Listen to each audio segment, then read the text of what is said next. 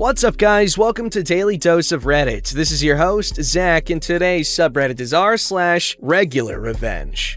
Alright, this story's called Nephew's Bully Gets Attacked by Murder of Crows. This happened long enough ago, and the bully, let's call him Tom, and his family have moved away, so I feel safe telling this story. Background: my nephew, let's call him Ethan, went to primary school about 2 blocks away from me. Since both of his parents, my sister and my brother-in-law, worked, we had an arrangement that Ethan would come stay with me after he got out of school until his parents could come pick him up and take him home. Since I worked from home, I was able to help Ethan with homework, make snacks, and play with him. It was a pretty cozy arrangement. Ethan and I are pretty close, and we had lots of fun playing catch in the yard. He's now pitching baseball, getting my butt kicked in video games, and even just relaxing with a good movie. Overall, life was pretty good, except for one problem. That problem was named Tom, another kid who was across the street from me and was in the same grade as Ethan. Beginning in maybe 4th grade, Tom decided that Ethan would make a good target and would bully him on the walk to my house. It wasn't unusual for Ethan to show up with bruises or tears in his eyes because of the various crap Tom pulled. Ethan never would fully tell us, out of fear or wanting to protect us, what the hell was going on. This became such a problem that Ethan's parents and I complained to the principal and even tried asking our local police department what we should do. Unfortunately, their advice and response was all the same. Ignore him. You can't do anything because there's no proof or it's not happening on school grounds.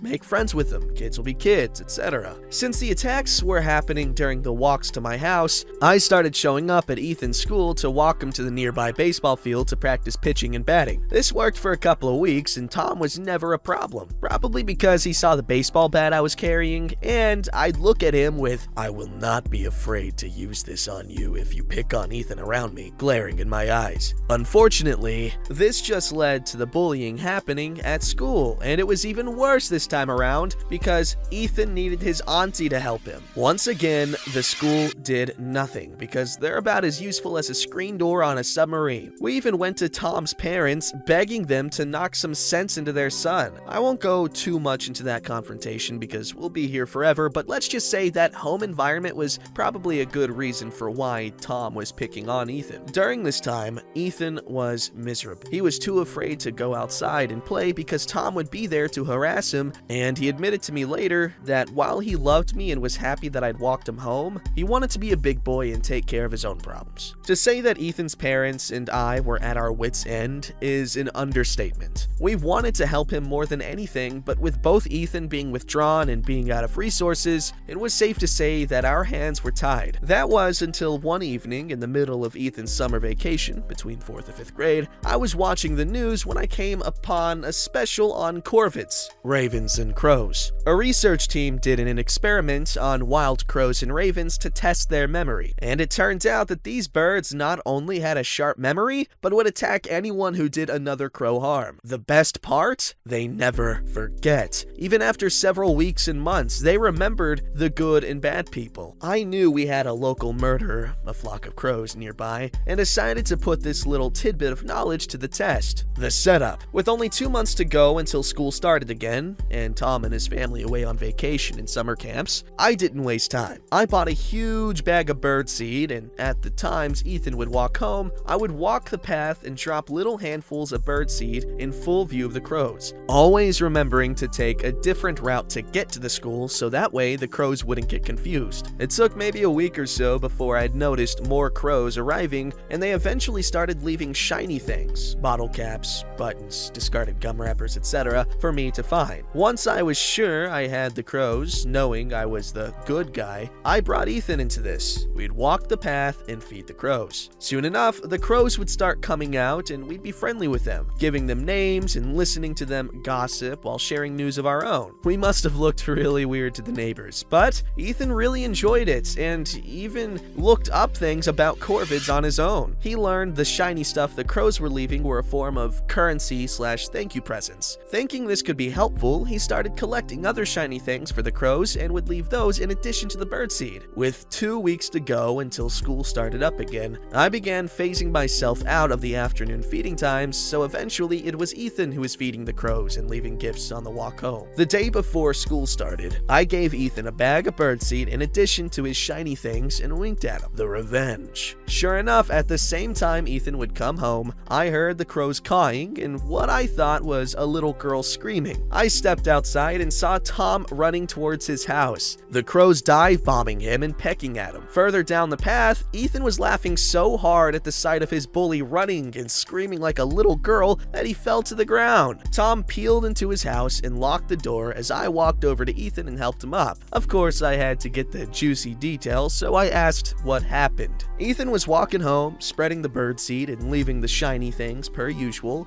About halfway home, Tom pounced, making some nasty cracks I won't repeat here, before punching Ethan. And that's when a crow dive-bombed Tom. When he tried hitting it away, more and more showed up until the whole murder, who were watching, were ganging up on Tom. I was smiling sweet tears of revenge at our little feathered friends, especially when I saw the whole murder crowded around Tom's house like it was a set from Alfred Hitchcock's The Birds. The aftermath. Needless to say, Tom and his family did not have a pleasant experience the remainder of the school year. There was at least one crow in front of his house watching and waiting for him to come out so he could peck and chase him around. And every afternoon, the murder was protecting Ethan on the walk home. That is so badass, I love it so much. Of course, Tom's parents tried to protect their kid by swinging baseball bats and other things to keep the crows away. But we quickly learned that crows talk to each other, and soon the whole murder was on them too. They tried to take legal action against Ethan, his parents, and me for training the crows to attack Tom, but that got thrown out the window really quick because they had no proof of us training the birds as they had been gone all summer break, and none of the neighbors wanted to help them. Apparently, the murder of crows weren't the only ones Tom's family pissed off. So for the rest of the year, Tom had to be driven to and from school, so he and his family wouldn't get attacked. When summer started, they moved away, probably to be rid of the murder of crows. Ethan has moved on to middle school, but we still visit the murder and leave shiny things for them, just in case. That is so badass, man. I have said so many times in my life that I want a bird buddy or a falcon friend, you know what I'm saying? Like, I want a peregrine falcon companion that doesn't live with me, not a pet, alright? He's his own spirit, you know, he goes away, he comes back, he comes and goes as he pleases. And like,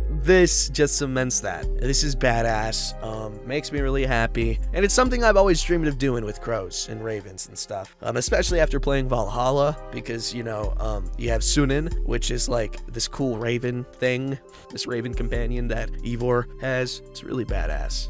Alright, this story's called I Hope You Enjoyed the Ants. I thought some of you might enjoy this story. When I was younger, I was bullied relentlessly. It peaked when I was about 10 or 11, and it was so bad I tried to kill myself by running in front of cars multiple times during recess or playtime, whatever you want to call it. There was this one girl, I'll call her Sophie. She was brutal. She turned the whole class against me because I was a little bit different than the others, and I certainly wasn't well off like the others, and even more so, I had an English accent, and being in the area of Scotland around some people and having an English accent is asking for it. She was popular, and everyone wanted to be her friend. Her mom was friends with the teachers and very involved in groups, so nothing was ever done. Every day I'd have my hair pulled, I'd be verbally abused, held down and spat on, or targeted in some way or another. The way classes worked in the school was you had one class, one teacher, and that was pretty much the only people you would have contact with during the school day. Classes didn't mix until lunchtimes when everyone was outside, and even then, it was asking to be bullied if you spoke to younger years. My parents went in all the time to speak to the head, which got out to Sophie because Sophie's mom's connections, and it became worse and worse and worse. Little 10-year-old me with no friends, no one to turn to, and nowhere to get support, and was very miserable, all because of this one girl. Come end of terms, we went on holiday abroad. neighborhood. We weren't very well off, so it was very, very exciting, and I loved it. We visited an insect place with all of these exotic insects, spiders, scorpions, and all that. And the gift shop was a series of sweets, including chocolate. All the same brand, all similar packaging, despite having different flavors and different things in them. One of said thing was ants. So I bought some. I bought some for nearly every single person in my class. People who weren't as bad or had stuck up for me once got non-ant chocolate. Only about 2 bars were non-ant chocolate. Sophie definitely got ant chocolate, as well as her closest followers. When the holidays were over and I was back in class, I handed out this chocolate. I got bullied for this as well, as if I was trying to buy my popularity and it wouldn't work, but she took it, opened it, without even looking at the wrapper. I want to point out I made no attempt to hide that there was ants in it, and if she read it, she would have known, and stuffed the whole thing in her mouth and ate it. Her friends copied. She took the whole bag off of me before I could hand it out to everyone, and they ate the whole lot in front of me. I didn't even bother shouting or trying to get it back. I just watched. Then they started laughing and walked off. She doesn't know. She still doesn't know, but it made it a little bit easier going through that school knowing that she ate ants, and everyone else ate ants. I hope you liked the ants, Sophie. You absolutely deserved them. Damn, I was expecting a little more retribution at the end, but cause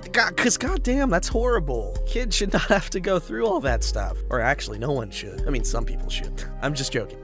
Well, makes me think of this one time we went to, I think it was the Royal Gorge or something. I got this lollipop with a scorpion in it, and I ate the lollipop, and then I got down to the scorpion, and then I ate the scorpion because I was gonna be a cool guy that ate the scorpion. Well, it was basically horrible. I vomited instantly because when I bit into it, like I put the whole thing in my mouth pretty much. And when I bit into it, it like this freaking burst of air from within the scorpion enters my mouth, and it tasted funky, and I vomited. It was so bad. No regrets though, because now I have a cool story to tell.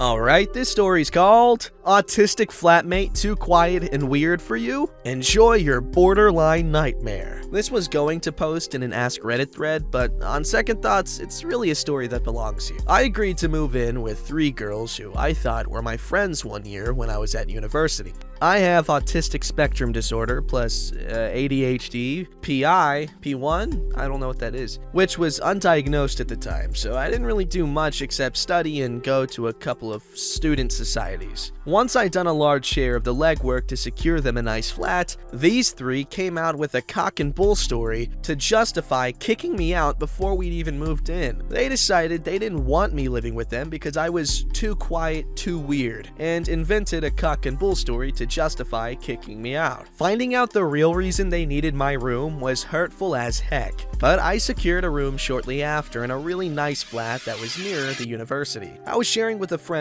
who had been unable to continue being friends with the girl she was originally going to be sharing with. We got on great. The actions left them with a problem though. A spare room at a time when most girls had already found flatmates. Eventually they found a girl who happened to be the ex-friend of my flatmate. Had we still been speaking, either of us would have warned them that she had, I think, professionally diagnosed, borderline personality disorder that she absolutely refused to treat. There then unfolded a complete poo show. Over the course of the year, their flatmate trashed the place, and I mean trashed. Holes through plaster. This happened more than once. Stole their possessions and sold kitchen appliances, did all the frickin' drugs all the frickin' time, brought home random men to screw, including drug addicts and men who tried to sexually assault the other flatmates, had the police at the door a few times, screaming at people for even the tiniest noise, was screaming at them for things they apparently did to her in past lives and other nonsensical crap, left blood all over the place from self-harm, half-assed suicide attempts, and her periods. She decided to bleed all over herself and their furnishings instead of using hygiene products, because screw them, that's why. There's probably more I forgot, I don't know.